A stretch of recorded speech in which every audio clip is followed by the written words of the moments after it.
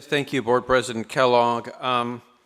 The issue of student financial aid and student loan debt has been an increasingly controversial issue in the country, with for-profits charging enormous levels of tuition and causing students to rack up significant amounts of debt. Public institutions have also been begun to get looked at for their default rates. Long Beach City College has one of the largest financial aid offices in the state. We disperse quite a bit of financial aid, and in addition, we provide access to federally subsidized loans. We do that to ensure that our students receive all the opportunities that the federal government provides to ensure that they can complete their education here at Long Beach City College. And I'm very proud of our financial aid staff. They do a tremendous job.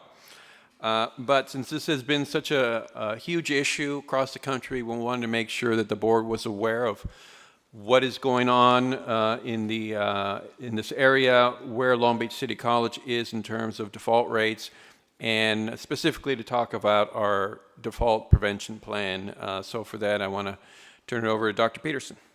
Thank you. Thank you, President Oakley. This evening, I have with me Lillian Justice, who is our Director of Enrollment Services. Enrollment Services is responsible for admission records and financial aid. And we'd like to walk you through a little bit about our program, our default rate, and then what we're currently doing. Good evening. As President Oakley said, LBCC has the second largest financial aid program in the California Community College system. The largest is Los Rios College District, which consists of 5 colleges underneath them. Just to show you the size, last year we awarded $38,000 in BOG grant fee waivers, $27,000 in grants, and $2,500 in loans, totaling over $64 million in disbursement of awards.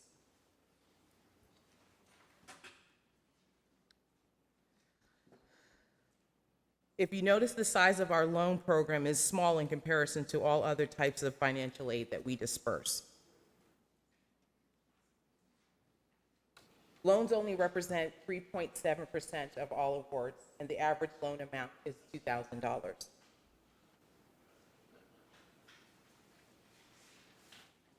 As President Oakley mentioned, there is a focus on on our responsibility for ensuring the public funds that are provided through the federal financial aid program. The students are responsible for paying back their loans, and so they're responsible when they go into default. Institutions are also held accountable for the percentage of students who go into default. The federal government has a formula, as you can see, to determine what that default rate is. So they look at the number of student borrowers who default on their loans within a given 3-year time period, and they divide that by the number of student borrowers in total who enter repayment during that same time period. That used to be a 2-year time period. This year is the first year that they've moved to a 3-year time period. So what does that mean for Long Beach City College? If you'll see, the 40%, if an institution finds its default rate higher than 40% for 1 year, it could potentially lose its Title IV funding. Why is that significant?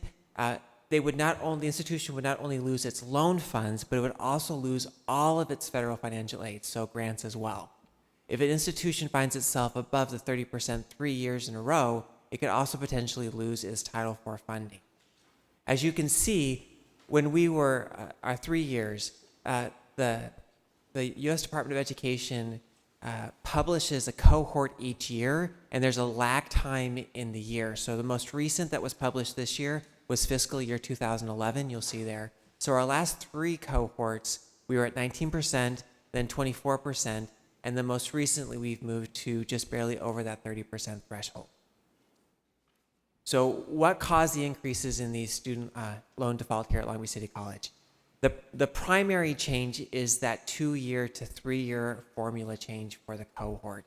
And then the size of our program. So to understand, we're talking about 229 students. In the 2010 cohort, when we were at 24%, we had 157 students in default. That was about 78 each year. When they changed from looking at 2 years to 3 years, we added another about 72 students. So that put us at the 229. That actually puts us at that 30.1%, which means if we had 2 less students go into default, we would be in compliance. That's how close we are because of how small our program is. The other piece is, if you remember, fiscal year 2011 was right in the center of the Great Recession. So of course, this was a difficult time for students across the nation to pay, and there were higher default rates occurring at this time. So what are we required to do as an institution? At this point, we're required to create a default prevention task force according to federal regulation, and then submit a default prevention plan by the end of the year. The components of that plan consist of description of the default prevention task force, the analysis of data, the steps or interventions to reduce risk and rates, measuring effectiveness on interventions, and monitoring plans implementation. What steps are we going to take? The first step we will be doing is reducing existing debt default with working with a third-party vendor to manage student borrowers in default. The second, we will be reducing future debt default, which will increase student understanding of debt, which is local and statewide efforts. And we will support college efforts to increase persistence and completion. Thank you. So what you're seeing is that this is nationally, many colleges are experiencing this. In California, there are 12 community colleges this year that are in the first year, second year, or third year of their default rate being above 30%. The Chancellor's Office works very closely with us as a college. This approach is very standard, and there's lots of resources available. Chancellor's Office has recently published 2 or 3 additional resources. A Cash Course, which is a tool that helps students with financial literacy. The Salary Surfer, which helps students understand the salaries they could earn to help them identify how much they might take out in loans. So what we have in place are really some very standard tools. And again, with the size of our program, the number, really, as we decrease the number of students who are currently in default, that will pull us back into compliance. We're not as much concerned about that. We're more concerned about really reducing future debt default and helping our students better understand what debt is, what happens when they accumulate that, and then how do they balance that moving forward and making plans as they complete their education.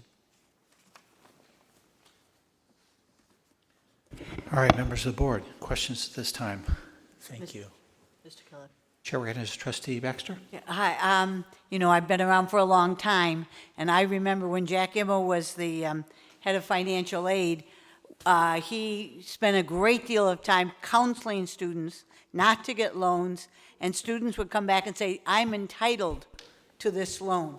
Is that what's happening, that our default rate has gone up because students are more persistent in asking for loans? Or is that a loaded question? Yeah. I didn't mean to. And we just learned today that that as institutions, we don't have as much ability to restrict students from taking out loans. Yeah. So even though we know it's not fiscally prudent, it's not going to help anyone, unless the student directly tells us, I'm not going to ever pay this back, we're limited in what we can do to. I know he used to tell me that he would kind of, really pressure them not to take out the loans. And if he ever got caught, he's dead, so that's why I'm telling you this, he'd get in trouble. But so I understand how this can happen. Right, so that's why it's important for us, and that's one of the things that the Chancellor's Office is doing statewide, is becoming more active in financial literacy. So that's one of the things that they just actually started a program last month with Cash Course that will help educate our students about financial decisions. Other questions, members of the board, at this time? I apologize, ran in and out very quickly, but the question will come out, and this is a huge issue, not just here, but the state of California, throughout the United States. And the fact I believe I'm the only one sitting at this dais now, I may, about having 2 in college. And the dream of a college education, I never planned on, 20 years ago, 25 years ago, that it would cost the amount of money it costs to educate different. So the point is, there's a reason why we have it, but this is a question that you will hear. And I'll throw it out to President Oakley or all of you, is then why don't we just say, and there are other districts in California have finally just washed their hands of it all and said, we're not doing it anymore. So the question would be, well, why don't we take that approach in Long Beach and say, we're done. We're not going to take out these anymore. So I will give my 2 cents and then turn it over to our financial aid experts. But, I strongly believe that we need to make available to students every reasonable opportunity to pay for their education.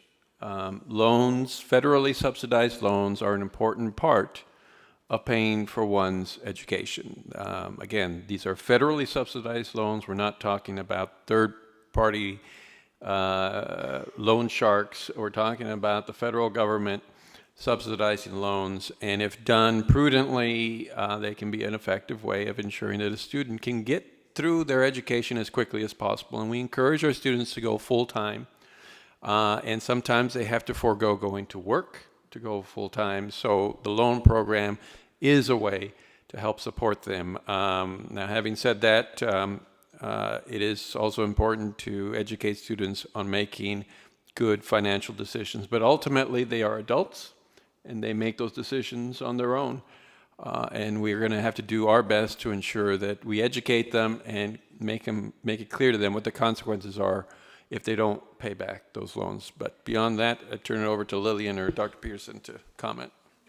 In addition to that, even students, colleges that opt out from the loan program aren't away from the default process, because if a student has taken out a loan against them at a college, even if they're no longer giving out additional loans, if that student goes into default, it still counts against the default rate. So they still have to deal with that process, even if they're not offering loans anymore.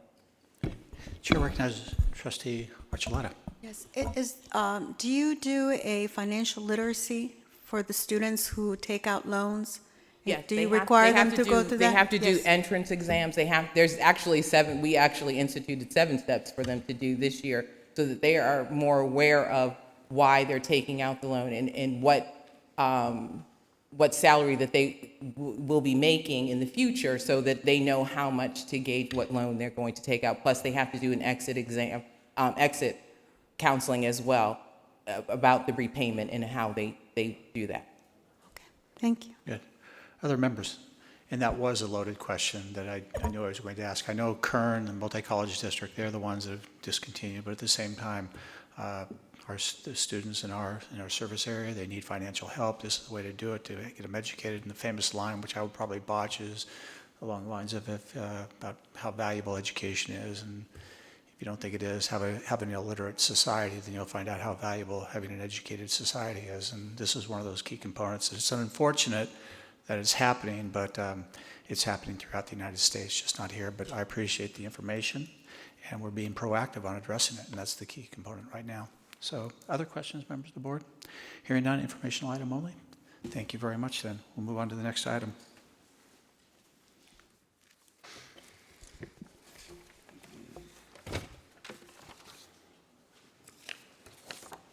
We're into administrative services. The first item this is informational, and this will be with item 12.6. This is the 2014-15 first quarter budget performance report, informational item.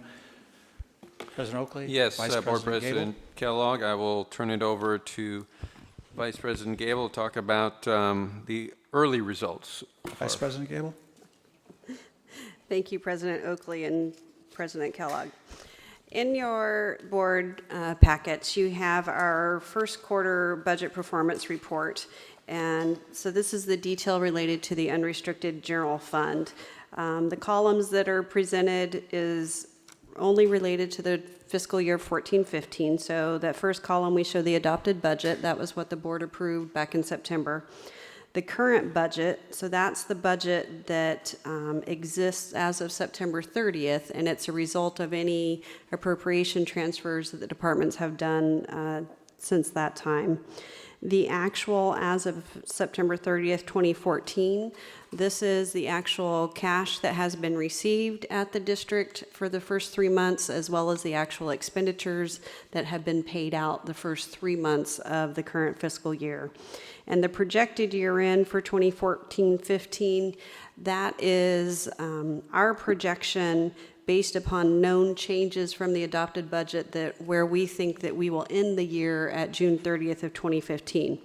For the most part, you won't see a lot of changes in the projected year end from what the current budget is, but I will discuss those line items that do have a change. The last two columns in the report is the variance between the current budget and the projected year-end amount, both the actual dollar amount and then the percentage.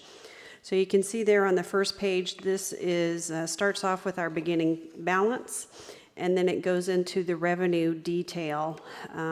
As you know, the largest piece of our revenue that we receive is our state principal apportionment. So our current budget and our projected year end has not changed from the adopted budget.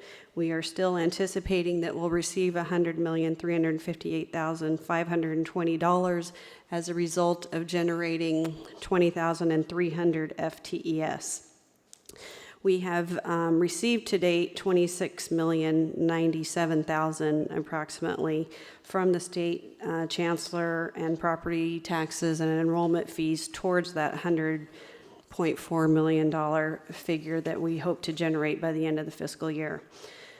The next section of the revenues is the other state revenue. At this point in time, as of September 30th, we're not projecting any variances from our budget, and the amount that we've received is, you can't really do our revenues on a quarterly basis. We don't receive our revenues quarterly, kind of like how our expenditures, for the most part, flow quarterly, but revenues do not. And so we receive this money when the state decides to pay us the money. So that's why you see some zeros there on the mandated cost and the lottery. Moving to the next page, page 2. We have detailed line items of our local revenue. There is one line here where we are showing a projected variance from what the adopted budget was, and that's related to enrollment fee revenue related to the extension courses. We have reduced the budget that was originally adopted because the decision has been made that we will not be offering extension courses during the winter term, and so we reduced the revenue accordingly for that. And then we have increased, we're projecting an increase on the summer recreation program. We actually had more participants this year, so they received $17,857 more than they had originally planned for. And then on the other local revenue, we're projecting to receive $7,129 more than we had budgeted, primarily related to surplusing old equipment and auctioning that off. So overall, on our total revenues and other financing sources, they're at the bottom of page 2. You see that at this point in time, we're projecting that we will receive $33,482 less than what was in the budget for the reasons that I previously stated. So moving on to page 3, this is where we start detailing out the expenditures. The first block of expenditures there are our academic salaries. The academic salaries include the full-time faculty that work for the district, the academic administrators, our department heads and coordinators, counselors, librarians, as well as the part-time instructional faculty and the part-time librarians and counselors. So overall, at this point in time, we're projecting that we will spend $436,764 less than what was budgeted. That's primarily due to some vacancies on the administration side, as well as some early retirements, and unfortunately, one death that occurred in the faculty ranks. On the classified salaries, that's the next chunk of line items that you see. Again, we are currently projecting that we will have a savings in the classified salaries of $808,000, and that is really primarily related to vacancies within the classified ranks. You know, one of the things that I'll go back on the academic salaries and say is that since the tentative agreement with CCA was signed after September 30th, we do not have those salary projections in this document here. So you will see a change in the projected salaries for full-time faculty in the December report. So I think that's just important for the board to understand and know. On the classified salaries, again, as I said, the savings that we're projecting is really just related to vacancies that occur. So when we're preparing the budget, we look at all the positions that are approved. We budget those positions as if they're going to be filled for the entire year. So if the recruitment slows down or if we have vacancies that occur throughout the year, then that does generate a salary savings. The last line on page 3 are the benefits. And again, since benefits are a function of our salaries, we are projecting a savings of just over $507,000 in our benefits line item. Moving on to page 4, this is where we break down our supplies and materials, as well as the various line items that make up the contract services and operating expenses. At this point in time, we are not projecting any savings or over expenditure in those line items. It's really just too soon to tell. So at this point, we're still just expecting all the departments to fully expend their budgets that have been allocated to each of the individual departments. And the same is true on page 5 that goes into our capital outlay and then the other outgo. So overall, for our total expenditures and other outgo, at this point in time, we are projecting a savings of $1,753,000 from what we had originally adopted in the budget. But as I said, that number will change once we put the salary tentative agreement, assuming that it's ratified. We do still need ratification of that. So if it is ratified, then we will put that amount in our projections for the December meeting. What's the magnitude of that? Well, it's, we had budgeted in here what the original tentative agreement that had been signed, which included a 2% on schedule increase for the salary. And now, since we didn't give an across the board and it's a change in the structure of the salary schedule, you know, the magnitude taking into account vacancies that have occurred is going to be around $300,000. We haven't costed that out entirely with everything, but I think it'll be around $300,000 in addition to what's here. So instead of 1.75 million, it'll be more like 1.45 or more or less, something like that. If that's the only thing that changed, Yeah, yes. I know. I'm not holding you to this. Does that include the benefits, Anne Marie, the $507,000 line item on page 3? Would that change as well? The benefits would change, yes. Do you have a magnitude for that? No, I don't.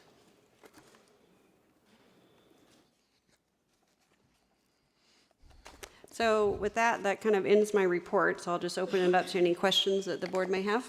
All right, questions, members of the board at this time? I just have one question. I recognize President Trustee Kellogg. Zia. Thank you, Vice President Gable, for your report.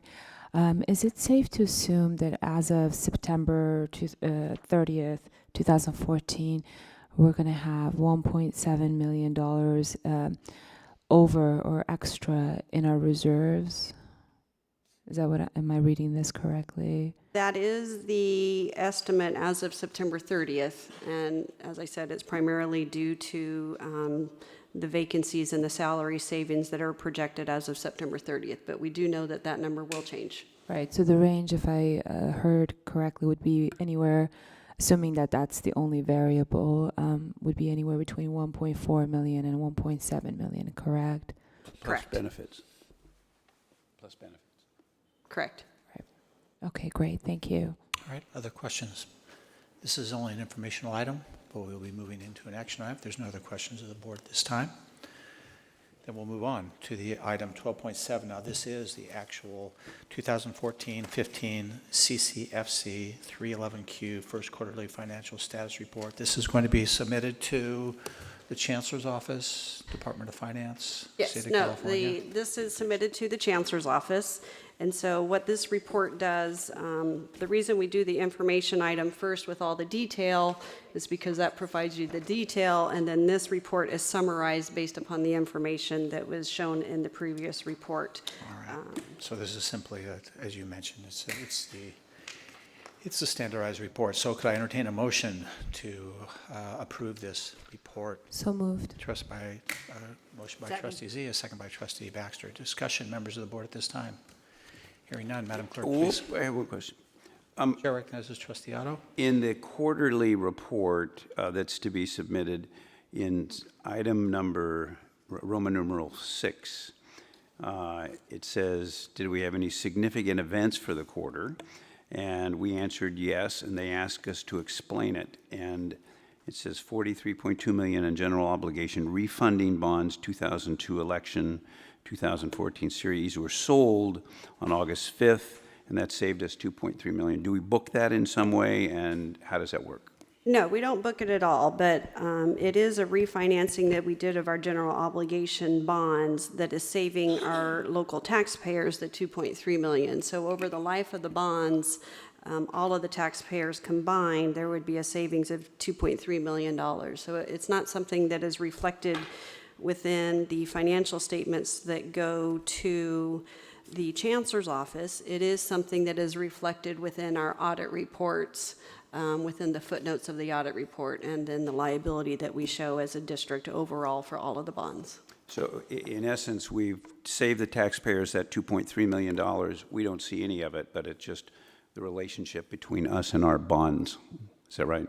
Correct. It's similar to when you refinance your home, where you're getting a better interest rate and you're paying less money in the long run. That's the same thing that we do with the general obligation bonds to try to save the taxpayers money down the road by refinancing and getting better rates on the bonds that have been issued. Chair recognizes Trustee Zia. Thank you, President Kellogg.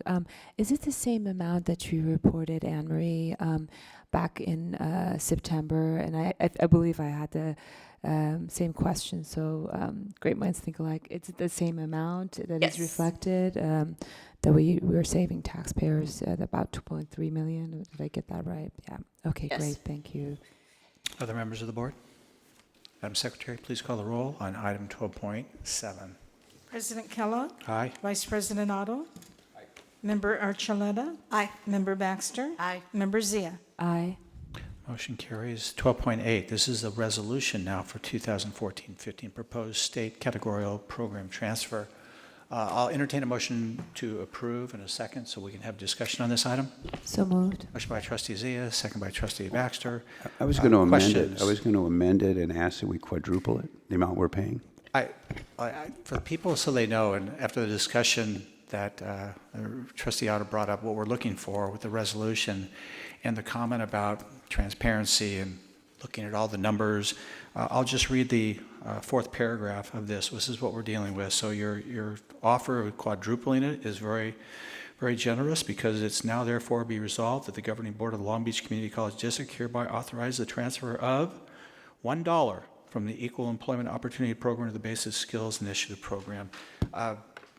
Vice President Gable, would you just like to explain, though, what we're doing here? But people talking about looking at all the, here we're doing something for $1.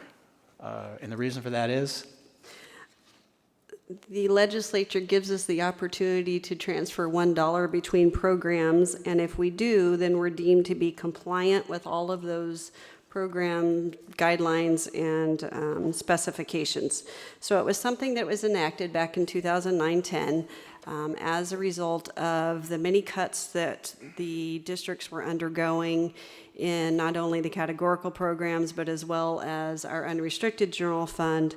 The legislature decided to give some districts the option of flexibility to allow the districts to move categorical funds between other categorical funds. So, and it was very specific on which categorical programs that you could move it between. And so what they said was, if a district chooses to move money between accounts, and in this case, we're recommending that we take it from the Equal Employment Opportunity Fund. So that's, if many of you have been around for a long time, that used to be called our staff diversity funds that we got from the Chancellor's office.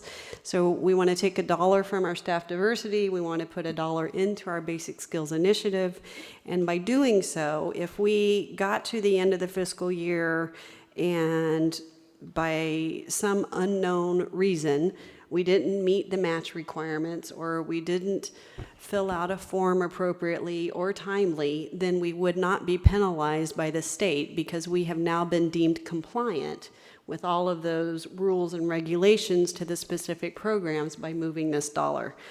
We don't anticipate not complying and doing all of the reporting requirements and the matching requirements for all of the programs.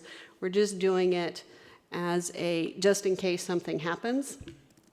We have done it every year since it was allowable. This is the last year that it's allowable, so you will not see this agenda item again after this fiscal year.